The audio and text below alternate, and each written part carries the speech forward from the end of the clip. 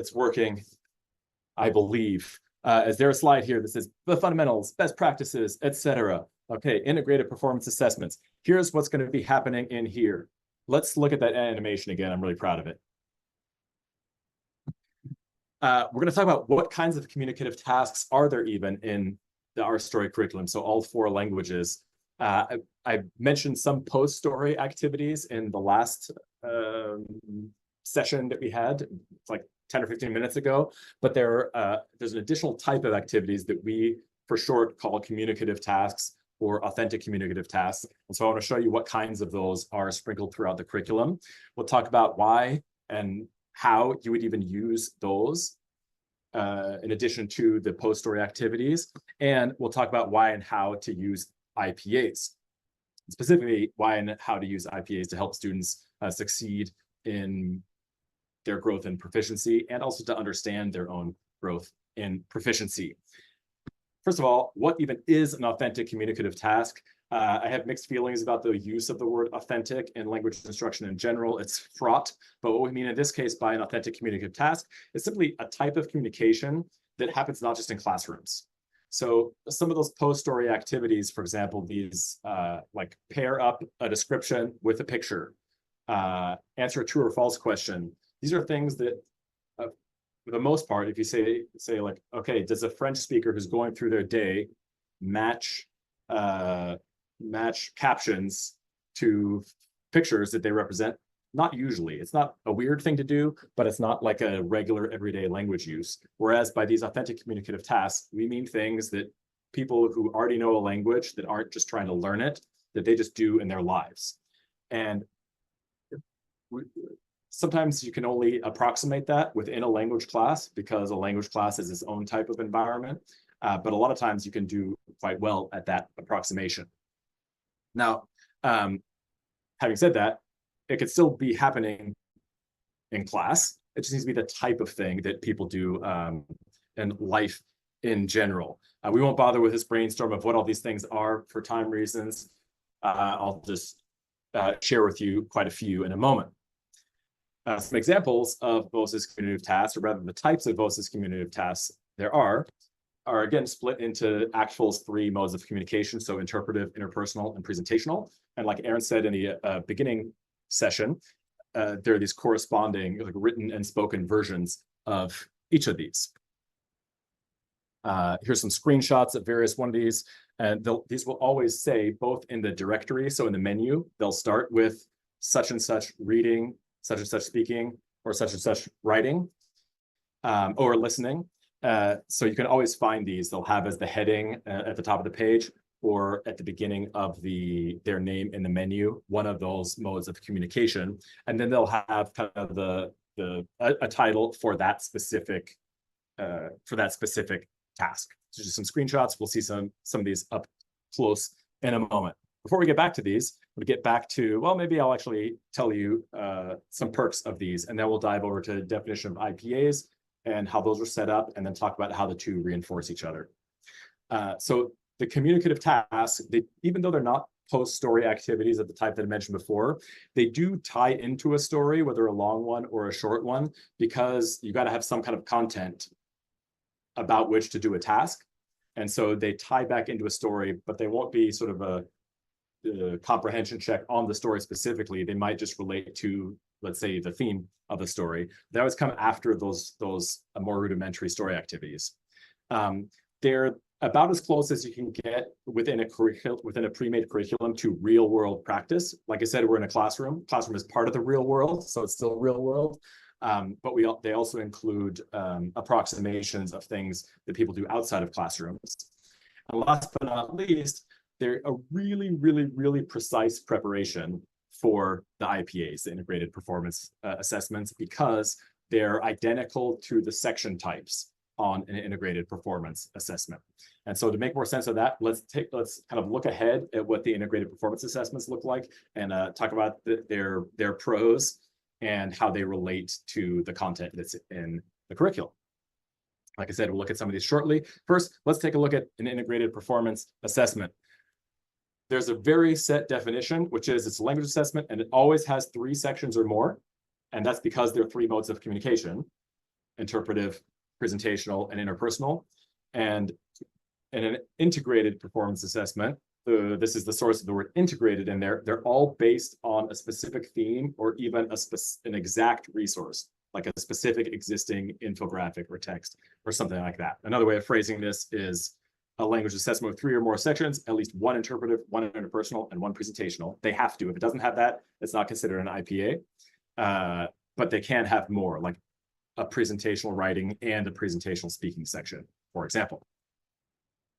And now, really quickly, I want to make a point because we've used this word proficiency often, and there's also the idea of performance that appears in integrated performance assessment. And I won't spend a ton of time on this because this is a little bit heady, but this might actually, I mean, understanding this doesn't just help for IPAs, but it can help kind of our understanding of our jobs as language teachers a bit better as well. So ACTFL defines proficiency. I'm not going to read this entire thing, but I'll emphasize that basically what these underlined portions say is that proficiency is kind of like if you're caught unawares in a new situation on a topic you might not have talked about before or studied before, what can you do in the language? What kinds of content can you understand? What level of interactions can you have? So proficiency, by definition, refers to unplanned and unpracticed settings and not about specific language that you've learned necessarily, which means that by definition, we can't say, okay, on Friday, we're going to test your proficiency on such and such, because as soon as you say that, it's no longer an unplanned, unpracticed thing. Instead, what you're testing then and or assessing then is not proficiency, but rather what ACTFL defines as performance. And again, here, the underlined part, performance language refers to stuff that you've learned and practiced in an instructional or other structured setting on familiar context and content areas. So anytime you do a unit on a certain topic and then you have an assessment, that by definition is a performance assessment because you've told students what the topic is. Does that kind of make sense? So that's what we mean when we talk about this distinction between proficiency and performance. You may know that ACTFL just updated its proficiency guidelines this year, and so this is the most up-to-date language there is on this concept. An assessment of performance assesses those same things that we just talked about. Language that was learned in an instructional or structured setting on specific topics. And so that's exactly what an integrated performance assessment does. It's an assessment, it's performance because it's this kind of content on the left. It's integrated because it has all 3 modes of communication. That's kind of the definitions we'll be working with. So let's get more concrete on what this looks like in the Voces titles. These are just screenshots from the integrated performance section of several different units. You can see they all look pretty similar. They always have integrated performance assessment. They always have a context. We'll look at that more carefully in a moment.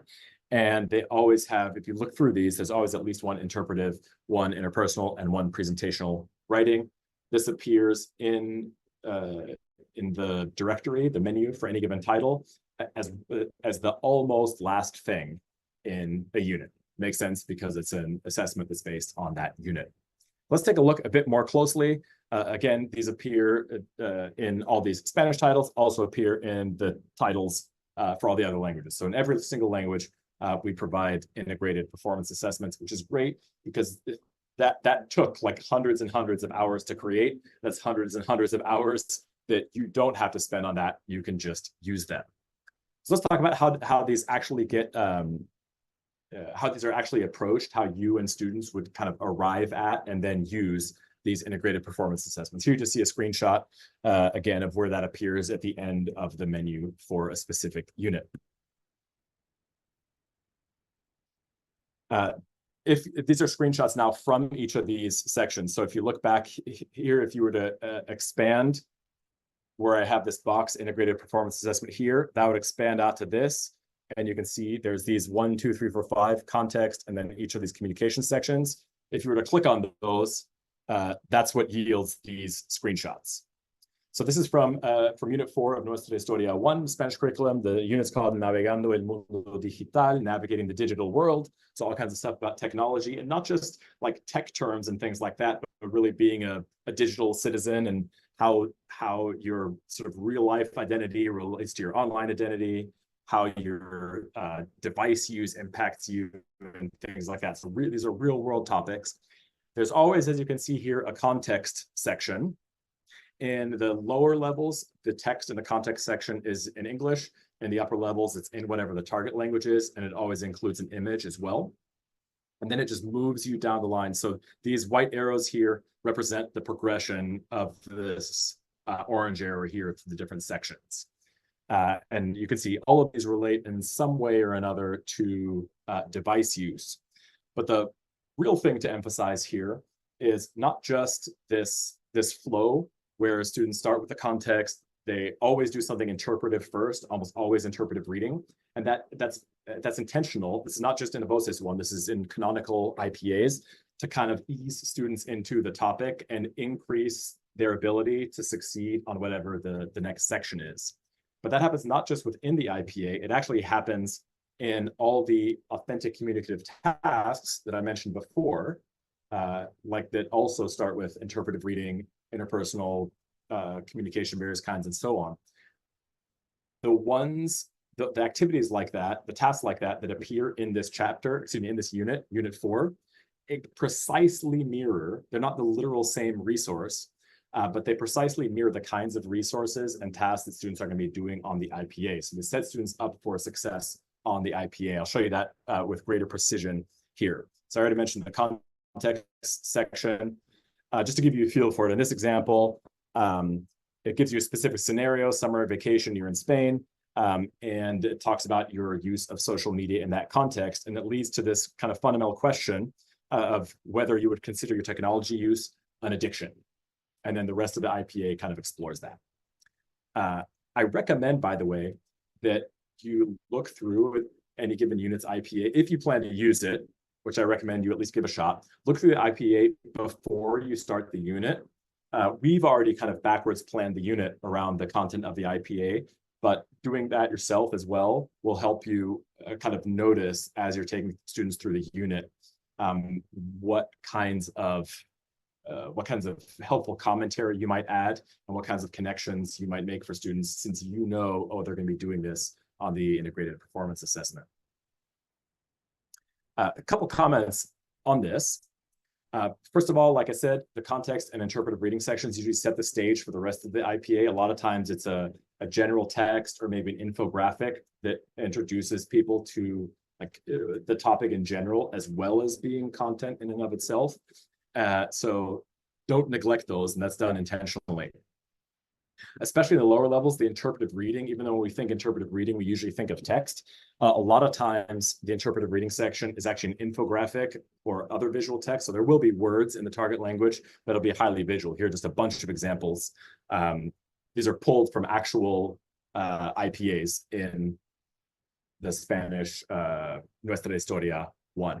So these count as texts, even on the AP test. These are referred to as texts.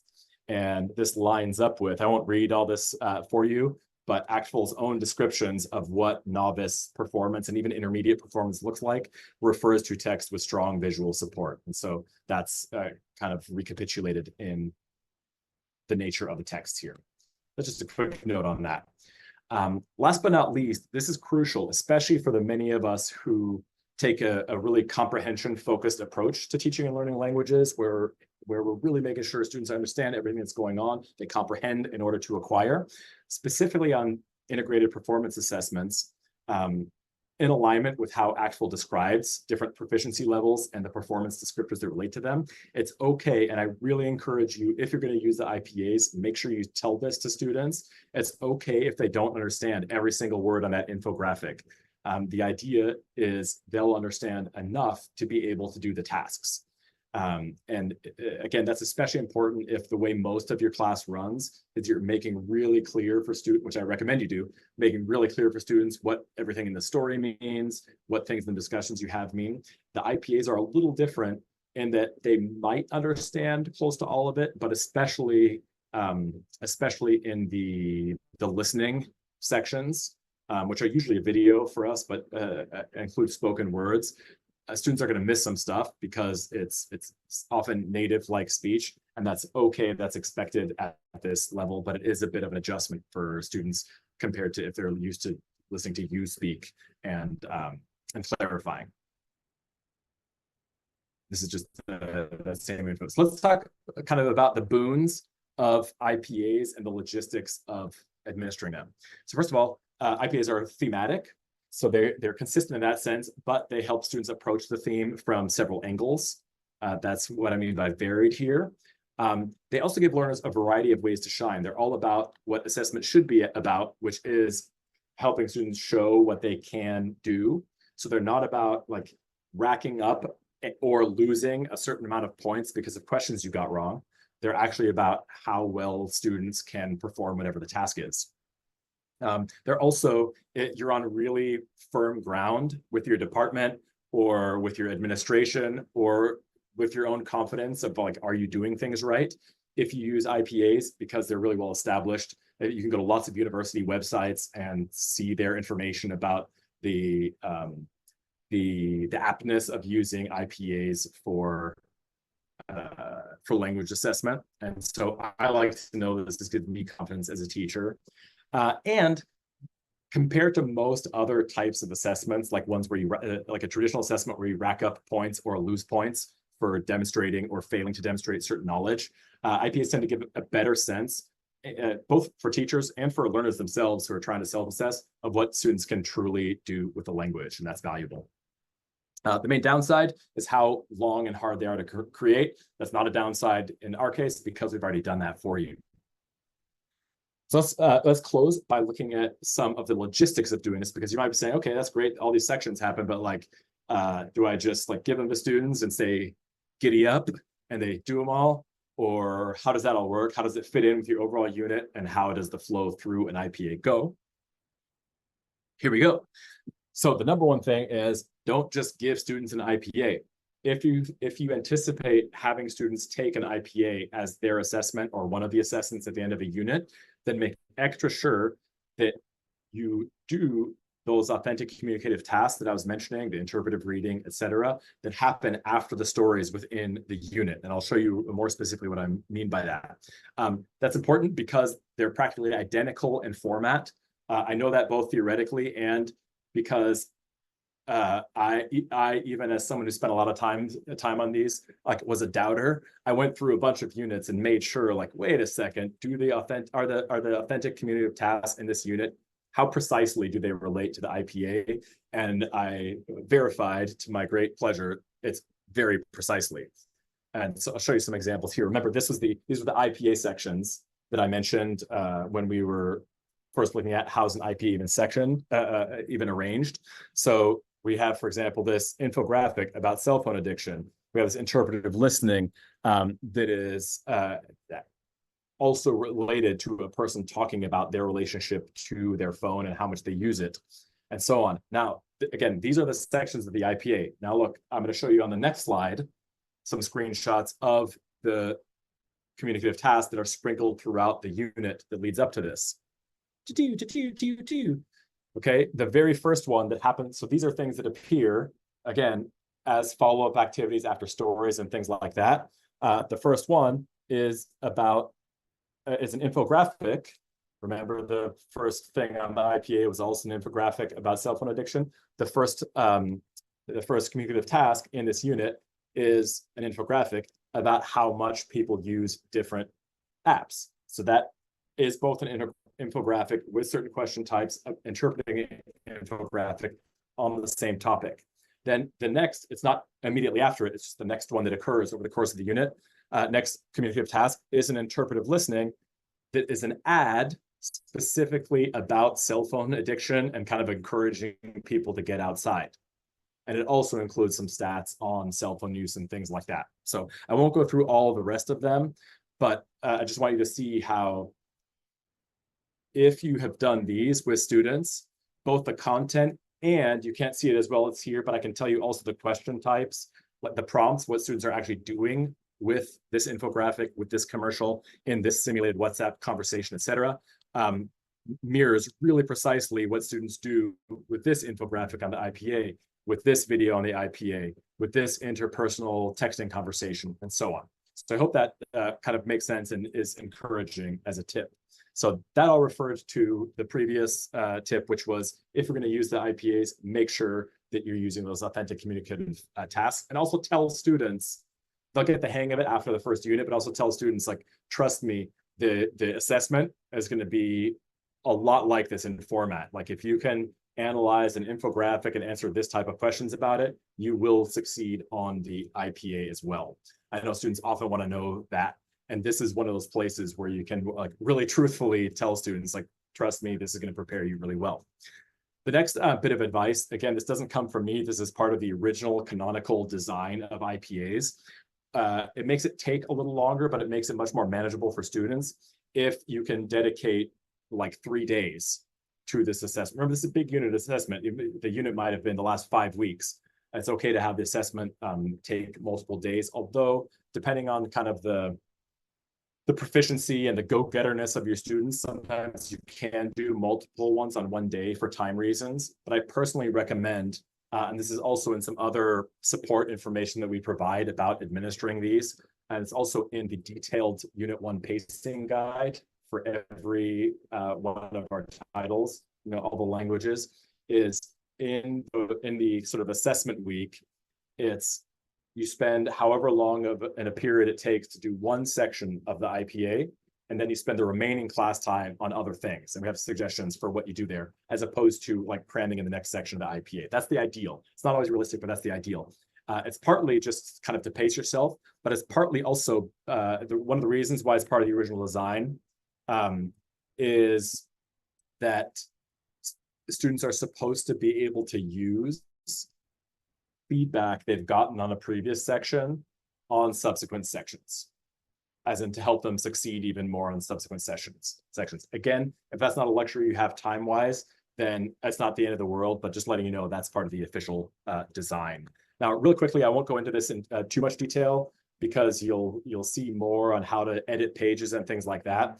But I'll just point out here that the integrated performance assessment section of in the menu by default is hidden from students. Like, if your students have an account, then it'll be hidden from them, and you can be confident of that as a teacher because this Apple icon, like teacher, will be there. There's a process, again, I won't go into detail, but you can go in and remove that teacher only designation for one page at a time. So I would keep it for like everything except the next section you're going to administer. So students in their account, they then see the next section of the test, you send, or of the IPA, excuse me. You send students there, they do that section, let's say the interpretive reading section, but the remaining ones you would have still hidden from them so they're not looking ahead or being overwhelmed by it. Then when you administer the next section, either later that same day or the next day, you, in the meantime, go and remove the teacher only designation from that page and so on. So they gradually continue to appear one by one in students' accounts. Again, I'll leave it at that here because we have both tutorial videos on how to do this and some other sessions later in the week about how to edit the actual curriculum to do this. Last but not least, as far as kind of pro tips on administering an IPA, some of the interpretive sections of the IPA have auto-graded questions, like comprehension questions about the reading, which might be an infographic or a text. But we also supply you with, in the resources section of every single title, it's near the top right of the screen, under teacher resources, we also supply you with interpretive reading and interpretive listening rubrics, especially if you're comfortable grading on a rubric and if you've moved a bit in the direction of standards-based grading or proficiency-based grading. I personally recommend that you use those rubrics on the IPAs as well. Again, with some of the other sections, like with all the writing sections and all the speaking sections, there's already a rubric built in, but you can use the editor to apply a rubric to the interpretive sections as well, if you want every single section of the IPA to be graded on a rubric for assessment, because that way that'll give you the most proficiency-based, even though it's a performance assessment, the most standards and proficiency-based score. I think I have a comment on that right here. So yeah, if you go under teachers panel, the top right in the curriculum to resources under Voces rubrics, it will say, there'll be a thing that says interpretive listening rubric, interpretive reading rubric, and so on. I recommend that you use those. Again, that way, feedback on every section of the IPA is given in proficiency type terms. And you can just, by the way, again, won't give you details here because you can get them in another section and in our tutorials, but you can edit the rubrics as well. You can change the point value. You can rephrase them to use language that you like to use with students and so on.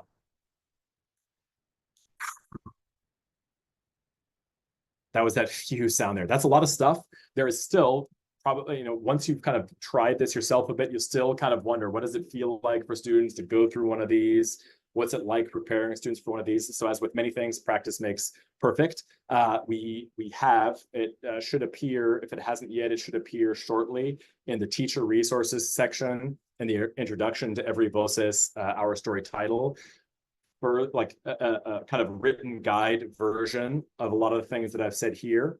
So that you can refer to that as well as additional resources on using IPAs. I hope that this has, you can't become fully comfortable with a thing over the course of half an hour, but I hope that this has at least demystified the process for you a bit. And if you haven't tried an IPA before because it was overwhelming or you weren't quite sure what the deal with them, that this inspires you to give one a shot, and also inspires you and your students to kind of like feel more helpfulness, more real life applicability from the communicative tasks that are sprinkled throughout any given unit's story sections as well.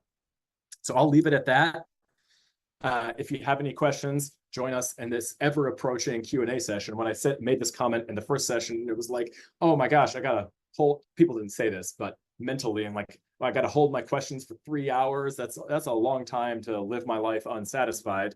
Well, it's less than an hour until this Q&A session now. You can just bring your questions then, or you can drop them in the daily survey that someone, I'm guessing, has already linked in the chat or is about to. I can see in both Aaron and Hannah's eyes that they're like in the draggy droppy process.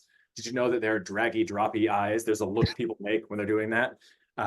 So you can do that. And for more support, you've probably seen this very slide. If not, you've heard this exhortation in the other sessions as well. You can contact any of us directly at our Voces Digital address, or use info@vocesdigital.com to get more information, even if it's just like, hey, Justin, you mentioned this resource, but you're going so fast. Can you remind me where to find such and such? Anything like that. I'm back from China as of 12 hours ago, so I can reply quickly. And the rest of the team never went to China, so they'll be able to reply quickly as well. So thank you all. We have a couple minutes, or do we, until the next one starts? Like yeah, 2? we have a few minutes.